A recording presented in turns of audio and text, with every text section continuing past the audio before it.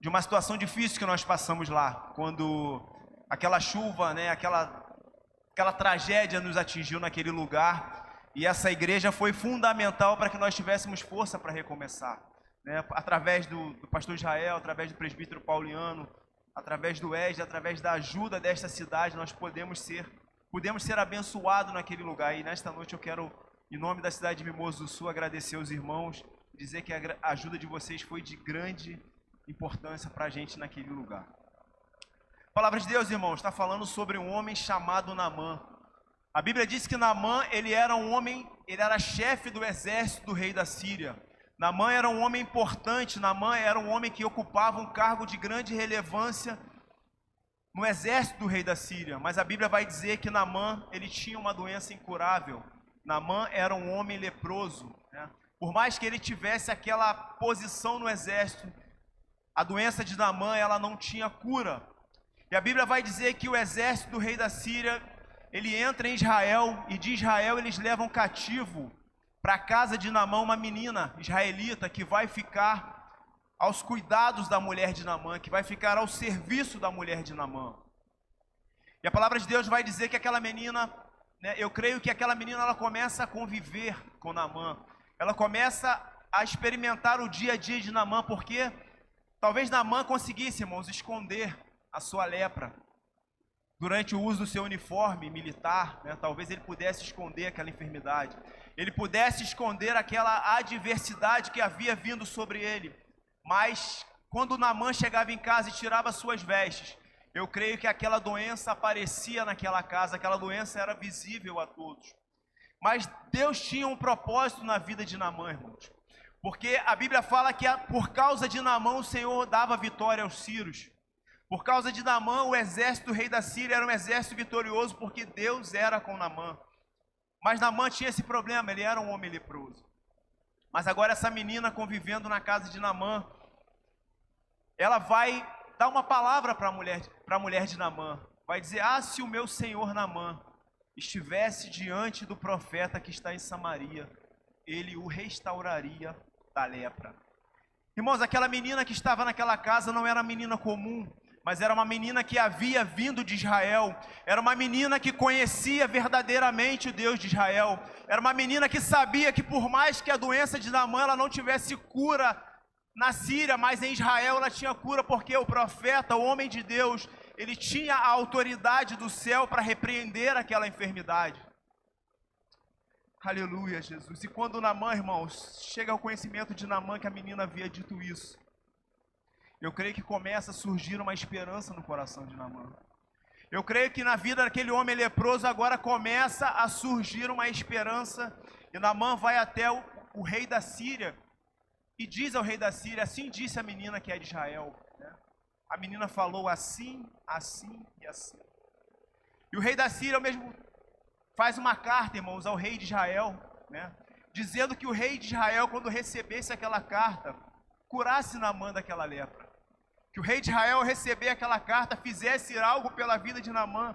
Mas olha, preste atenção no que a menina disse. A menina disse: se Naamã estivesse diante do profeta.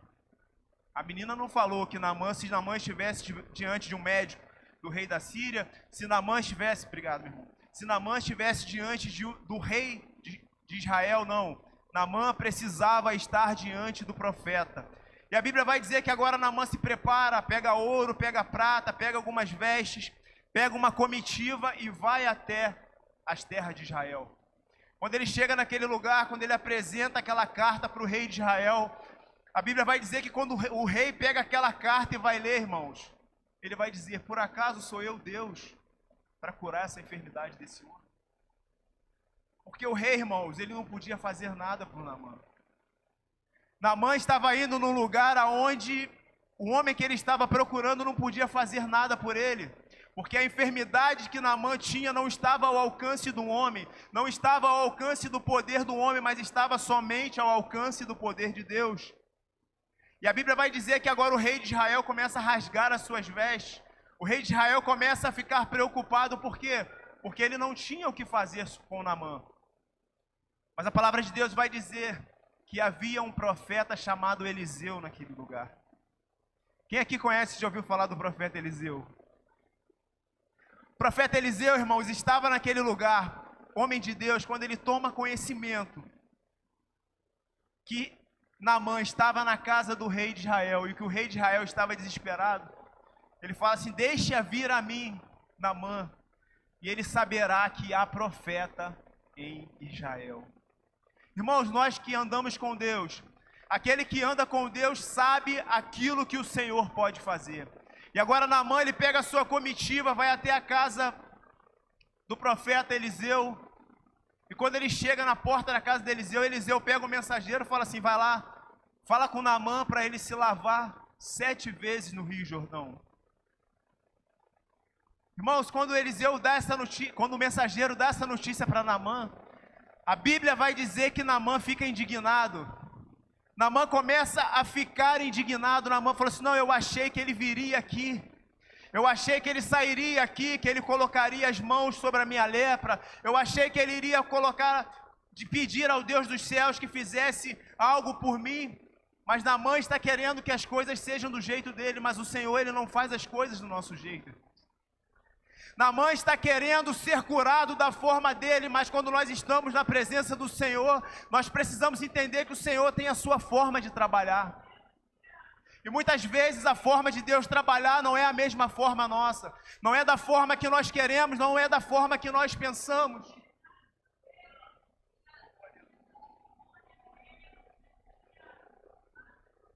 Nós vemos 2 exemplos na Bíblia, irmãos, de milagres que o Senhor fez de maneiras diferentes. A Bíblia fala lá em Lucas, no capítulo 18, foi até citado hoje aqui, acho que no livro de Marcos, mas no livro de Lucas, no capítulo 18, a Bíblia fala do cego de Jericó. Quando ele chega diante de Jesus, Jesus vai dizer para ele: o que queres que te faça? Ele: Senhor, eu quero ver. Jesus fala para ele: então veja, a tua fé te salvou. Mas a Bíblia vai dizer que lá no livro de João, no capítulo 9, fala sobre um cego de nascença que ele também precisava de um milagre de Jesus. Mas Jesus vai fazer de uma forma diferente. A Bíblia diz que Jesus cospe no chão, faz um lodo, unta os olhos daquele cego e diz: vai, lava-te no tanque de Siloé. E ele vai, lava e volta curado.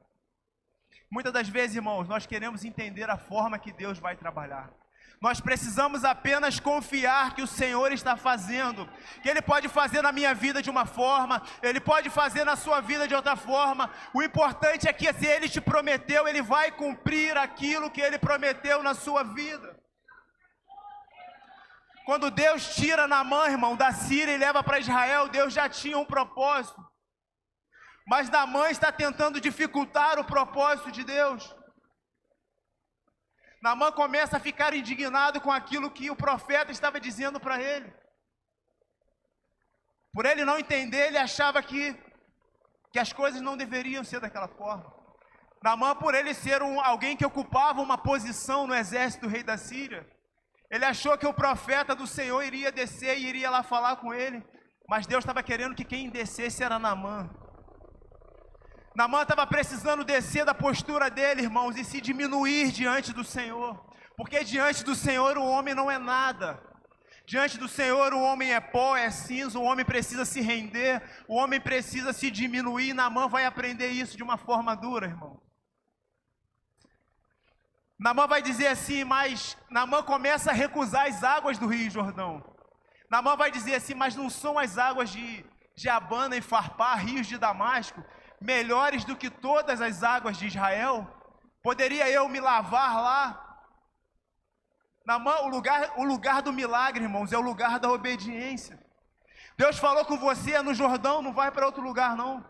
Vai para o lugar ao que Deus te chamou para fazer, ainda que você não esteja entendendo aquilo que Deus está fazendo na sua vida. Ainda que você não esteja entendendo o trabalhar do Senhor, porque o resultado é garantido, meu irmão. Mas nós precisamos confiar no Senhor. Mas Naamã tinha uma situação, irmãos. Ele estava cercado de boas pessoas. Ele estava cercado de pessoas que não deixaram aquele homem desistir. Quando Naamã falou assim, eu vou voltar. Naamã, depois de ter caminhado tanto, meu irmão. Naamã, depois de estar leproso há muito tempo. precisando daquele milagre do Senhor, precisando viver o sobrenatural do Senhor. Naamã já caminhou tanto, agora que ele está pertinho do seu milagre, ele começa a duvidar do Senhor. Ele começa a duvidar da forma que Deus está fazendo, da forma que o profeta está direcionando aquilo ali.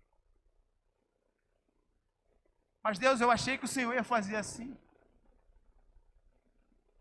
Deus não está preocupado, irmão, com a forma que nós achamos ou não. Ele está preocupado se nós vamos confiar naquilo que Ele falou ao meu e a seu respeito. E aqueles homens vão falar, meu Senhor, vão falar com Naamã, meu Senhor, se o profeta te pedisse algo mais difícil, meu Senhor, o Senhor faria. Agora o profeta está te pedindo algo simples, vai lá e lava-te no Rio Jordão. E o Senhor está questionando, o Senhor quer voltar atrás.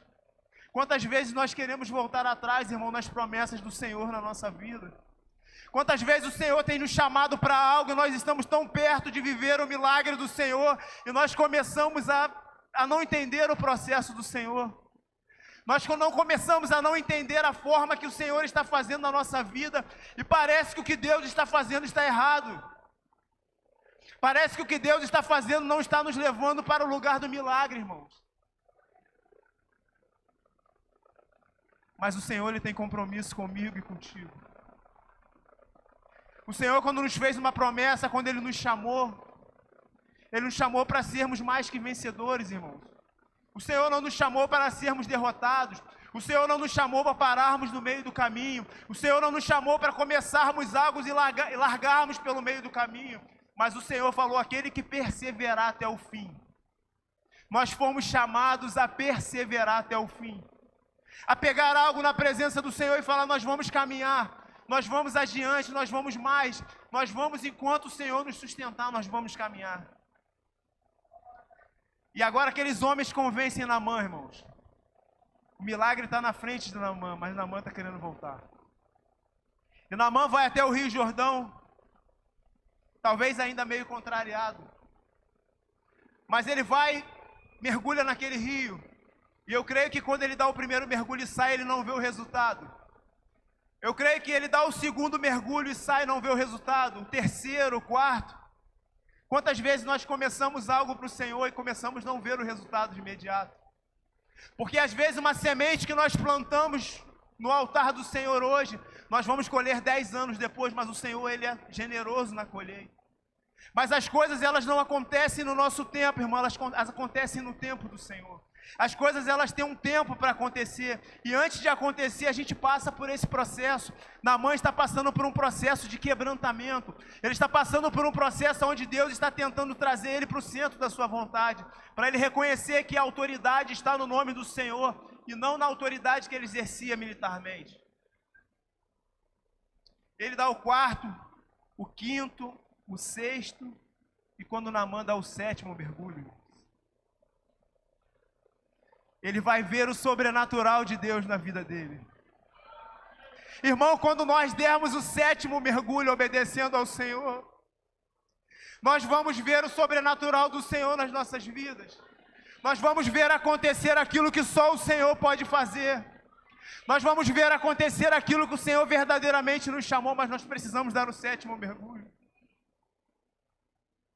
Eu não sei, talvez você esteja no primeiro, talvez você esteja no sexto. Mas uma coisa eu quero te dizer nesta noite, meu irmão, continua, persevera. Continua na presença do Senhor, continua. Mas Giovanni, eu não estou entendendo, mas continua, irmãos. A caminhada do Evangelho a gente não entende, a gente só precisa caminhar. Fala, Senhor, eu não estou entendendo, mas eu estou caminhando. Os homens de Deus que venceram, eles caminharam sem entender. Deus só dizia, vai, e eles iam. E no caminho o Senhor vai nos explicando, no caminho o Senhor vai cuidando de nós. E agora Naamã, irmãos, é curado. E Naamã vai reconhecer no versículo 15, ele vai dizer, eis que tenho conhecido que em toda a terra não há Deus, senão em Israel. Naamã teve que reconhecer, irmão, que só havia Deus em Israel. Naamã teve que passar por aquele processo daquela enfermidade, teve que sair da Síria, teve que descer, teve que se humilhar, teve que obedecer, ainda contrário à sua vontade, mas foi até o final, irmãos. Ainda que nós vamos contrariados, mas vamos até o final em obediência ao Senhor. para que nós possamos viver aquilo que Deus tem para fazer na nossa vida. Que nós venhamos seguir até o fim, que nós possamos perseverar naquilo que o Senhor tem nos chamado, para vivermos o sobrenatural do Senhor. E esse homem agora volta para a Síria curado, irmãos. Esse homem volta para a Síria transformado. Esse homem volta para a Síria vivendo aquilo que Deus o chamou para viver. Não é mais aquele Naamã que saiu de lá, mas agora é um homem de Deus que retorna cheio da presença para a terra daquele lugar, que vai exaltar e vai louvar o nome do Senhor. Sou grato a Deus pela minha oportunidade, que Deus continue falando aos nossos corações. Glórias a Deus. Ouvimos a poderosa palavra de Deus para o nosso coração, que nós viemos fazer